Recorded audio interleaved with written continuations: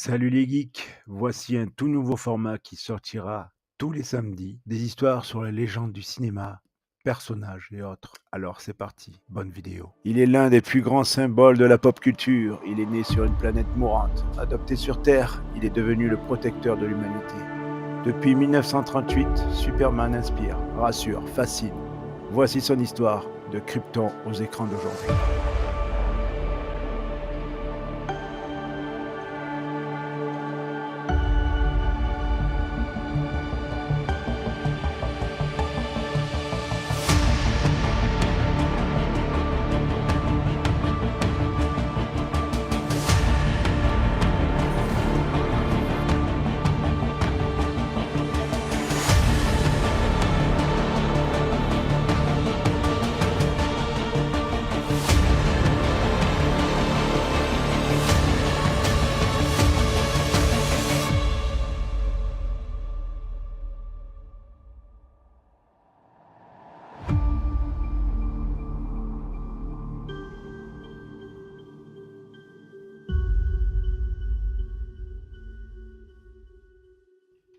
« 1938, l'Amérique est en pleine Grande Dépression. Le monde est instable, les tensions montent en Europe et les jeunes rêvent d'évasion. C'est dans ce contexte que deux adolescents juifs de Cleveland, Jerry Siegel et Joe Shuster, créent ce qui deviendra l'un des plus grands héros de tous les temps. Jerry, passionné d'écriture, de science-fiction, et Joe, dessinateur autodidacte, ont une idée folle, un homme venu d'une autre planète doté de pouvoirs incroyables et guidé par un sens inébranlable de la justice. Inspiré par les Pulp Fiction, les golems protecteurs du folklore juif et les super athlètes des récits mythologiques, ils donnent naissance à Superman. Mais leur idée est d'abord rejetée par de nombreuses maisons d'édition, trop étranges, trop risquées, trop différentes, jusqu'au jour où un éditeur de DC Comics accepte de publier leurs personnages dans un nouveau magazine, Action Comics, le numéro 1. Nous sommes en juin 1938 et Superman vient d'atterrir sur Terre. Le succès est immédiat, les jeunes lecteurs sont fascinés. Superman n'est pas un justicier comme les autres. Il ne tue pas, il défend les opprimés, se bat contre les puissants, les corrompus, les criminels. Il incarne l'espoir dans une époque troublée, une figure de force morale, d'empathie et de courage. Ce premier Superman est très différent de celui que nous connaîtrons plus tard. Il ne vole pas encore, il saute très haut, il n'a pas encore de kryptonite, ni de grands méchants comme Lex Luthor, mais l'essentiel est là, la cape, le symbole sur la poitrine. Et cette idée simple et puissante, un homme peut changer le monde. Petites anecdotes. Jay Siegel aurait eu l'idée de Superman après la mort soudaine de son père lors d'un braquage. Superman serait né d'un besoin de justice. Le tout premier dessin de Superman le représentait comme un méchant chauve avec des pouvoirs mentaux, récupérés plus tard pour créer Lex Luthor. Les deux créateurs n'ont vendu les droits que pour 130 $, une injustice historique longtemps dénoncée.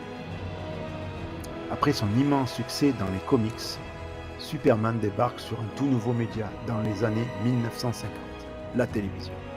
Et c'est un tournant décisif, car la télé permet enfin aux spectateurs de voir Superman en action. La première série majeure, Adventure of Superman, débute en 1952. George Reeves y incarne un Superman élégant, souriant, presque paternel. À cette époque, les effets spéciaux sont rudimentaires. Les scènes de vol sont tournées sur un trampoline ou suspendues par câble, mais pour les enfants de l'époque, c'est magique. Pour beaucoup, George Reeves restera à jamais le Superman. Mais cette série cache une part d'ombre.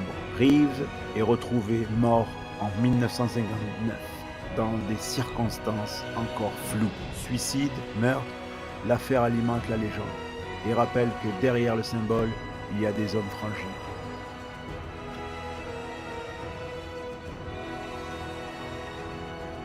Après plusieurs décennies d'absence, Superman revient dans les années 90 avec la série Lois et Clark, The New Adventure of Superman, avec Ditken et Terry Hatcher. Ici, on se concentre autant sur la romance entre Clark et Lois que sur l'action super-héroïque. C'est drôle, romantique et ancré dans son époque. La série modernise Clark Kent, plus charismatique, moins maladroit, plus humain. C'est aussi une époque où Superman n'est plus seulement une figure morale, mais un personnage avec des doutes, des sentiments et des chemises colorées très années 90. En 2001, un nouveau chapitre s'ouvre avec Smallville, une série révolutionnaire. On y suit Clark Kent, adolescent, avant qu'il ne devienne Superman. L'idée, pas de costume, pas de vol, mais une approche réaliste et progressive. Tom Welling incarne un Clark touchant, tiraillé entre son humanité et son destin. Pendant 10 saisons, la série mêle drame, adolescent, science-fiction et mythologie d'ici. On y découvre Lex Luthor jeune, incarné par Michael Rosenbaum, et une galerie de personnages secondaires très développés. Smallville a marqué toute une génération. Dans cette série, c'est la montée en puissance. Chaque saison ajoute une couche. Ce n'est pas juste une série de super-héros, c'est une série sur le destin, l'héritage, l'identité, et malgré ses défauts, elle a su créer un univers cohérent et marquant. Plus récemment, Superman et Lois propose une relecture originale du héros. Ici, Clark Kent est marié à Lois Lane et père de 2 adolescents. Une approche inédite, comment être un super-héros et un père. La série explore la fatigue, les responsabilités, les choix difficiles. Tyler Hoechlin incarne un Superman plus humain, plus vulnérable, mais toujours animé par une boussole morale inébranlable. Les effets spéciaux sont très réussis et la mise en scène soignée. À la télévision, Superman n'a jamais cessé d'évoluer. D'une figure morale presque divine à un père de famille dépassé. Il a su s'adapter à chaque génération, mais toujours avec cette idée, peu importe la taille de l'écran, Superman sera toujours une fenêtre vers l'espoir. Si la télévision a permis à Superman d'entrer dans les foyers, c'est le cinéma qui l'a élevé au rang de mythe moderne. En 1978, Richard Donner réalise un exploit, adapter Superman avec sérieux, émotion et ambition. Et surtout donner un visage éternel au héros, Christopher Reeves. Avec ses 1m93, son sourire bienveillant et son regard droit, Reeves incarne à la perfection les 2 facettes de Superman. La force et la compassion, le film propose une origin story grandiose, un Lex Luthor exubérant joué par Gene Hackman, et une romance touchante avec Lois Lane. Mais ce qui marque surtout, c'est la musique de John Williams. Dès les premières notes, on sait, on est face à quelque chose de grand. Le thème de Superman devient l'un des plus iconiques de l'histoire du cinéma. Superman poursuit l'élan avec l'arrivée de 3 Kryptoniens maléfiques, Zod, Ursa et Non. Des méchants iconiques, des combats spectaculaires et une tension dramatique plus intense. Mais les suites suivantes perdent en qualité. Superman 3 devient une comédie maladroite avec Richard Pryor, et Superman 4, disons-le clairement, c'est un désastre nucléaire, au sens propre comme au sens figuré. Même si Christopher Reeve reste excellent, les suites manquent d'ambition, trop quiche, trop cheap. Elles n'ont pas su faire grandir le personnage avec leur époque.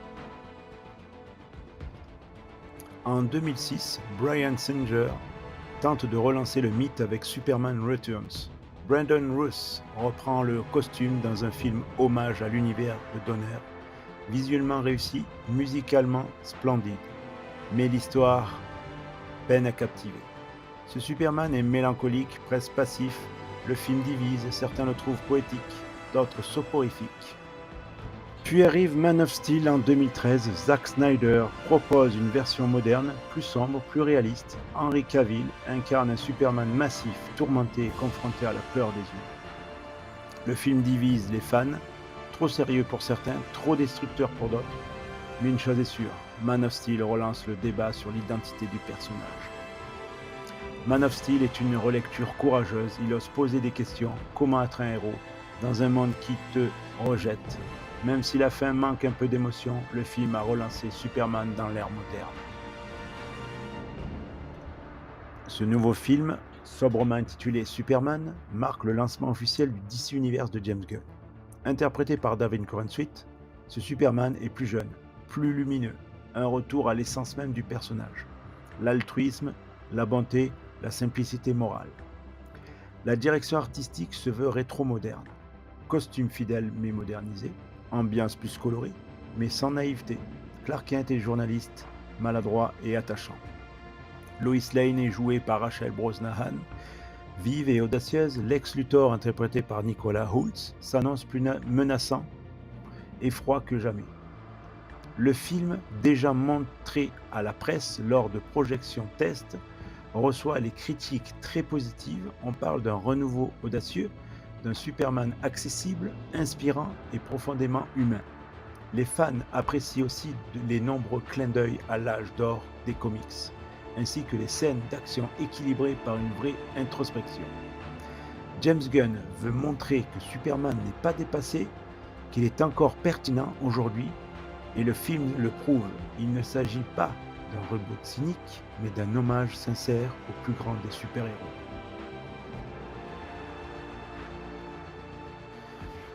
C'est dans les pages des comics que Superman a pris son envol et qui continue de se réinventer depuis 1938. Plus de 80 ans d'histoire ont façonné un mythe aux multiples visages. C'est dans les comics que Superman se transforme, qu'il meurt, qu'il aime, qu'il échoue. Dans The Death of Superman, il tombe face à Doomsday. Le monde pleure dans All-Star Superman. Il affronte sa propre mort et transcende son humanité dans Red Son. Il devient un outil de l'URSS et dans Kingdom Come, un mythe vieillissant. Chaque époque a son Superman et chaque auteur son interprétation. Le héros se redéfinit, mais son essence reste espoir, morale, sacrifice. Superman dans les jeux vidéo, c'est compliqué. En 1979, il pixelise sur Atari. En 1999, Superman 64 devient une légende pour sa nullité. Mais il brille ailleurs. Dans Injustice, il devient dictateur, un dieu tombé de complexes puissants, effrayant, et dans les jeux Lego, il est drôle, léger et étonnamment fidèle. Le vrai jeu Superman, il reste à inventer. Superman, c'est aussi une musique, celle de John Williams, bien sûr puissante, solennelle, inoubliable, mais c'est aussi un symbole présent dans la culture musicale populaire. Kryptonite, 3 Doors Down, un tube rock des années 2000 sur la confiance, la fragilité, avec Superman en métaphore de la force et de ses limites. Superman Eminem, une chanson sur les relations toxiques où l'artiste se moque de l'image du sauveur. Kanye West, Five for Fighting Stereophonics.